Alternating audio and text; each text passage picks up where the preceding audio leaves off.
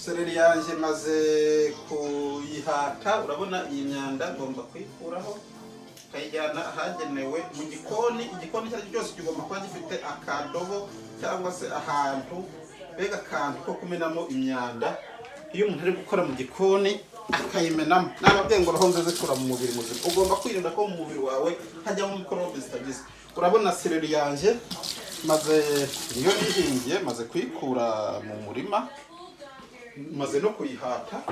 Ubu ikintu n'icyuma nacyo ngomba kubanza nkacyoza kugira ngo ntongere ngikoreshe. Warangiza ya seleri yawe ukayifata ukayikata neza ku buryo nyine iraza kuryoshya, igira ifite impumuro nziza cyane, igira impumuro nziza, impumuro mbega nawe w'umutetsi uvuga ati natetse inyama nyishyiramo ibirungo. Iyi seleri umuntu akwiye kuyihingira, aho muri Afurika iwacu ho ntabwo bigoye.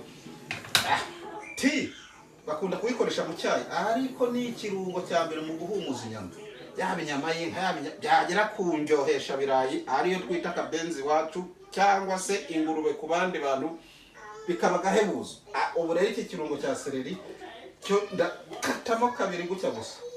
Hano hari n'amababi ya seleri, nayo iyo ushatse uyashyiramo, nayo agira narahumura. Umuntu rero agiye kurya inyama tugomba kujya tumenya no kurira ku rugero. Uyu ni umunzani uko mubona, ni umunzani uko mubona, nabwo kano kantu gafite umumaro hano. Ni umunzani ugiye kukandaho, ukanda hano gutyo ukareba gukora. Uwo munzani urakora pe. Noneho rero buriya buri umuntu yagiye kurya inyama kugira ngo ayirye yumve rwose abaye neza, agomba kujya amagarama atarenze 200. Iyi nyama yanjye rero ubu ndaza kuyikatamo amagarama atari munsi ya 200. Ubu bifite amagarama angahe ngira? 200. Kaza kire ku munzani rero. Hano bafite kubaka batkarimo ibikoresho n'ibirungo. Hano hari ikirungo, iyi ni pavuro, niko bayita pavuro barumishije. Iyi ngiyi murayibona ni pavuro yumye, nayo ni ikirungo kiryoshya ibyo kurya, nacyo ngomba kugikoresha. Umunyu nawo ni ngombwa. Inyama rero mbere yuko ntangira kuyiteka ngomba kubanza nkashyiramo umunyu, ukamaramo akanya iminota byibura 20. Utarayiteka inyama ubanza ukayishyiramo umunyu, wamara kuyishyiramo umunyu ukabiyishyira ahantu iminota 20. Biba byiza ariko ku muntu ufite firigo yashyize muri firigo, ariko utanayifite firigo bimaze kuyishyiramo umunyu gutya. Iki kinure ndagikuraho, ngira ngo utaha nzabereka umumaro w'inyama y'inyuma y'ingurube. Bamwe bita ikinure, ariko mu by'ukuri ni inyama nziza cyane, nayo irakoreshwa, ntabwo umuntu agomba kuyijugunya. Nzabereka icyo nyikoresha, muzasanga niba hari n'uburyo uyijugunya yita ngo ni amavuta, abajugunya intungamubiri nyinshi cyane. Iyi ni inyama ndayibika, nzayitegura ubutaha, nzayibategurira. Rero maze gukuraho naho uhashyira umunyu, ubwo uhita ko wimura aho yari iri hano. Iyi ngiyi nkayishyiramo umunyu,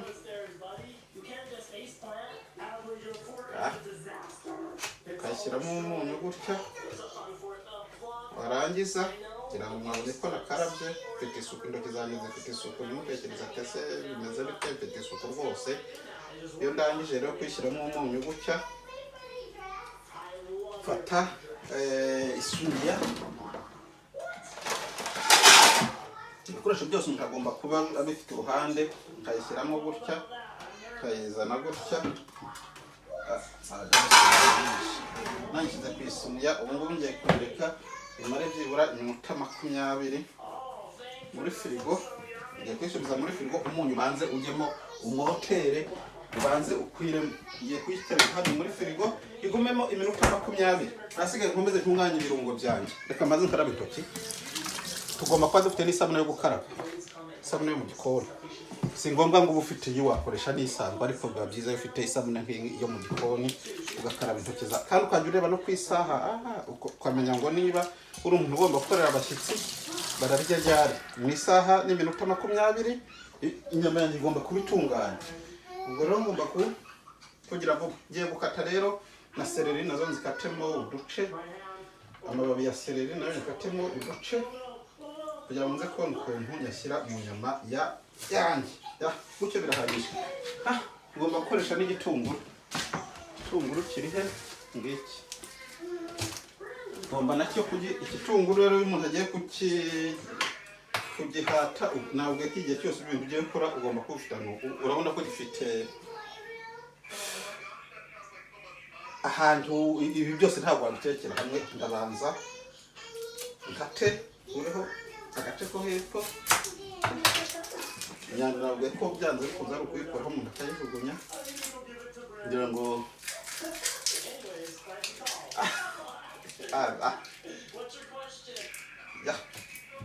nyanda yo maze kuyijugunya hano ndahita ko ndisaturamo gutya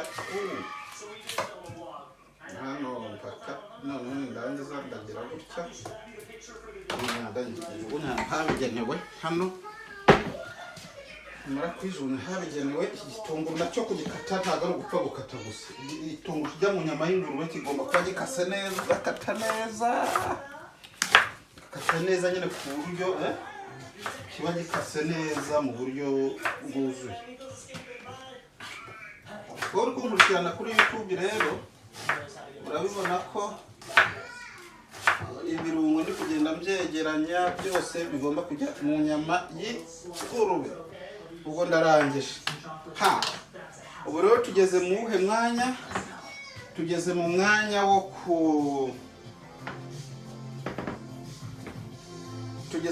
kugira ngo dushyushye imbabura yacu. Ndacana iziko ryanjye. Iyi pano ni ntoya ukurikije n'inyama ngiye guteka, ngomba kuyongera. Reka ndebe ya nyama ikintu ndayikoresha n'iki. Ndebe pano nziza yo kwishyiramo, pano nziza nini ishobora kuyikora neza. Hano ngomba kuba mfite amapano menshi. Kandebe pano nziza imeze neza. Iyi pano ni nziza. Iyi pano ni nziza. Iyi ngiyi niyo ndakoresha. Kamaze ndebe ko iraza gukwirwamo hano. Iyi pano niyo ngiye gukoresha. Urabona ko iziko narifatishije ngira ngo wowe nkurikira urabona ko iziko inyama yanjye navuze ko ngomba kuzayitunganya. Nawe reka maze nishyire muri firigo. Pano yanjye ndayitunganije ibintu byose ngomba ko bisubiza aho byari biri. Mu gihe uri guteka ugomba kwirinda ko ibintu byose hari ikintu cyinjira mu gikoni, ibintu bikubana byinshi. Umukobwa wanjye genda hariya ndaza nimvisha ndakuzanira.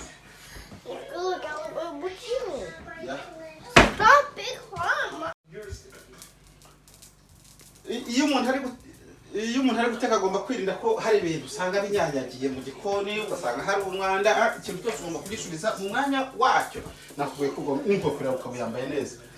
Nategereza kuko imbabura pano yanjye ishyuha, umunyu umurimo wawo warangiye, ni ukuwubika. Ibintu byose byafite umwanya wacyo. Umunzani nawe ni ukuwubika, umurimo wawo warangiye. Buri kintu cyose kigomba kubikwa. Ibirungo byose ukabura bifite. Ikirungo ndafite n'ikira. Ikirungo ndafite n'iki ubu ngubu. Reka ndebe afutayo. Iyi ni buto nshyiramo hano irarangiye. Reka nzanire. Ugomba kuba ufite ibirungo byose bihagije. Urabona ko ugomba kuba ufite buto, ukagira ukayandi mavuta special akomoka ku nka. Aya ni amavuta akomoka ku nka, ni amavuta atuma uburyohe mu kanwa. Ndayakunda cyane aya ngaya. Ugomba kuyakoresha. Bajya bakunda kuyavuga mu Gifaransa ngo ni butter. Umuntu uzafasha kumenya mu Kinyarwanda uko bayita azansobanurire, ariko mu Gifaransa bayita ngo ni butter. ubwo rero iyo ndangije hano yo angaya amaze gushyuha ugomba kwirinda kuyatwika cyane. Ndagabanya umuriro wanjye nshyire muri 2.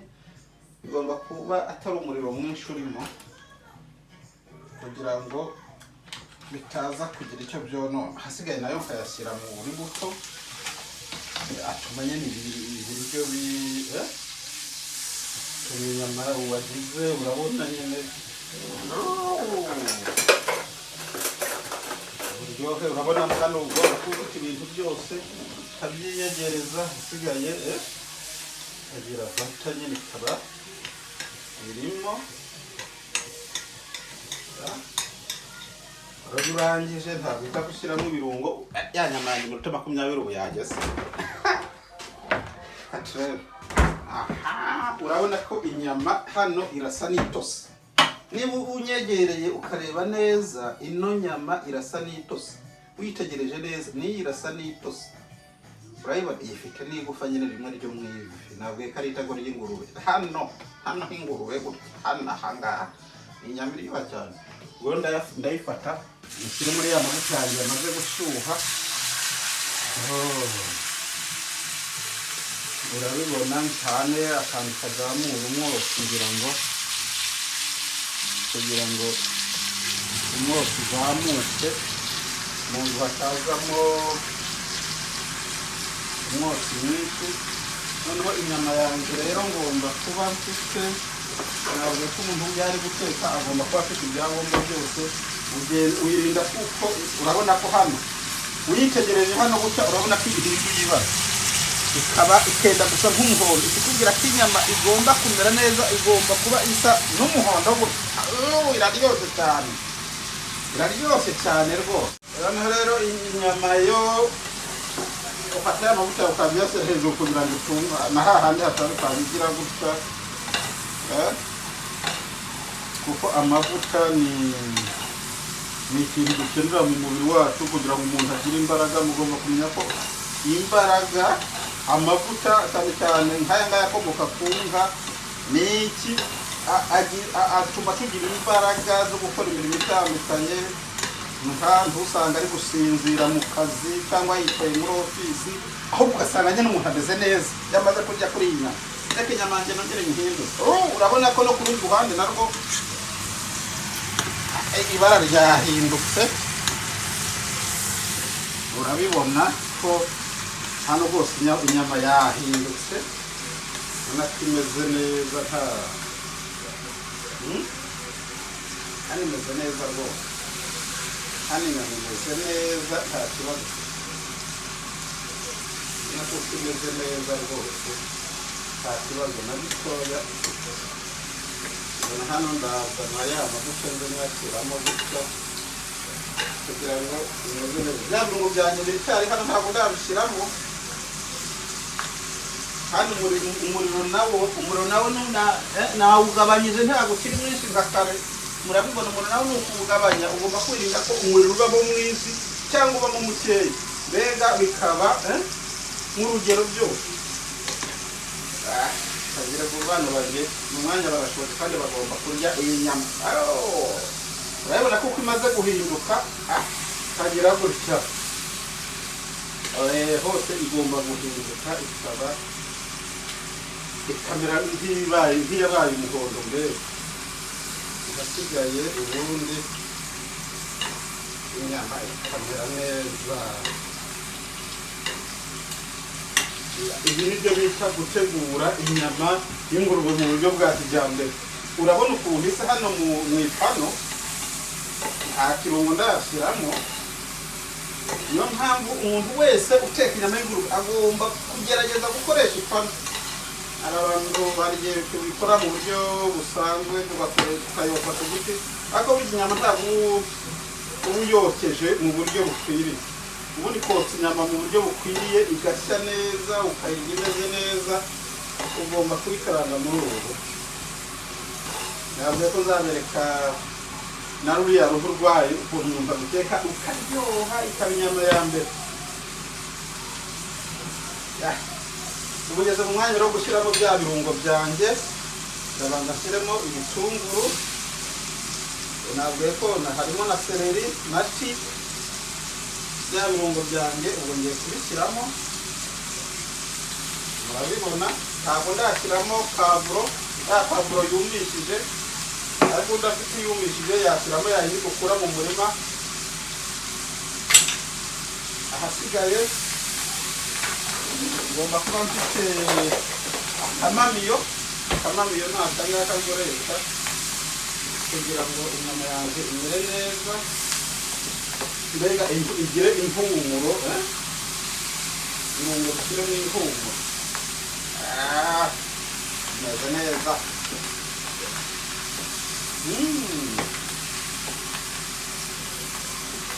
Imeze neza pe. Reka nshyiremo na pavuro. Pavuro ndayikunda. Nashyiremo na pavuro.